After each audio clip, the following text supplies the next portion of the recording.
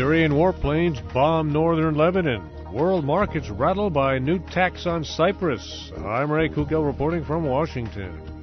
Syrian warplanes have fired missiles into northern Lebanon, a move the United States is calling a significant escalation in the conflict between the Syrian government and rebels opposed to President Bashar al-Assad. There is no word on damage or casualties from Monday's shelling. This is the first time Syrian forces have fired at suspected rebel targets inside Lebanon. U.S. Secretary of State John Kerry says the U.S. will not oppose efforts by France and Britain to arm opponents of the Syrian president. VOA Scott Stearns reports from the State Department. The United States already cooperates with Arab allies arming the Syrian opposition, so Secretary of State John Kerry says Washington has no objection to Europeans doing the same. President Obama has made it clear that the United States does not stand in the way of other countries that have made a decision to provide arms, whether it's France or Britain or others. Kerry says there's a military imbalance in Syria, with President Bashar al-Assad receiving help from Iran, Hezbollah, and Russia.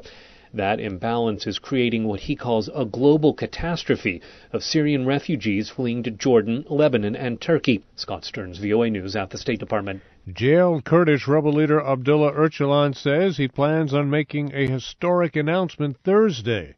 The declaration is widely expected to include a ceasefire in a 3-decades-long insurgency. Stock markets throughout the world dropped Monday in the aftermath of a $13 billion bailout for Cyprus, which included a first-ever bank deposit tax that rattled investors. Stocks in Asia plunged 2% or more, with European and U.S. indexes falling by lesser amounts. The proposed deal would involve taxing savings, which is shaking up fragile investor confidence in the Eurozone. Sheila Hennessy has details. The deal struck between the Cypriot government, the European Union, and the International Monetary Fund is aimed at propping up the country's two biggest banks, which have suffered major setbacks from the European debt crisis. Depositors with up to $130,000 in the bank would pay a one-time tax of just under 7%.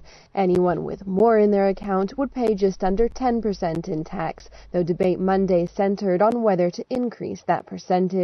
Parliament was initially due to vote on the agreement Sunday, but the vote has now been delayed until Tuesday. Sheila Hennessy, London. Somali officials say at least 8 people were killed Monday when a car bomb exploded near the National Theater in the center of the capital, Mogadishu. Among those killed was journalist Mohammed Ali Nzurki, who worked for VOA's bureau in Nairobi. There's been no claim of responsibility. An explosion at a bus station in northern Nigeria killed at least 20 people. The Monday blast at the Sabongari area of Kano, the region's biggest city. It's not known who's responsible. Lawyers for Kenya's President-elect Uhuru Kenyatta are calling on the International Criminal Court to drop crimes against humanity charges against him. Defense lawyers argued Monday that there is a lack of evidence after the case against Mr. Kenyatta's co-accused, Francis Matura, collapsed. U.S. Deputy Defense Secretary Ashton Carter is pledging that all the resources under America's nuclear umbrella will continue to be available to South Korea, amid threats from North Korea of all-out war backed by nuclear weapons. After talks in Seoul Monday with South Korea's defense minister, Mr. Carter said the North's missile and nuclear tests, as well as recent threats to launch preemptive nuclear strikes, are not going to soften attitudes towards the country. I found that my colleagues in the South Korean government shared our assessment. After all, we have a common foundation of intelligence about North Korea, and so we see things the same way.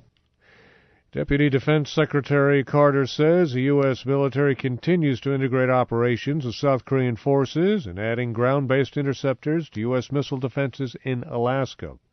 New research is showing Pakistan's growing purchases of Chinese military hardware have helped Beijing become the world's 5th biggest exporter of conventional arms, overtaking Britain. The Stockholm International Peace Research Institute says Pakistan bought 55% of China's weapons exports in the years 2008 to 2012. I'm Ray Kugel, VOA News. Details on these and other stories on our website at voanews.com.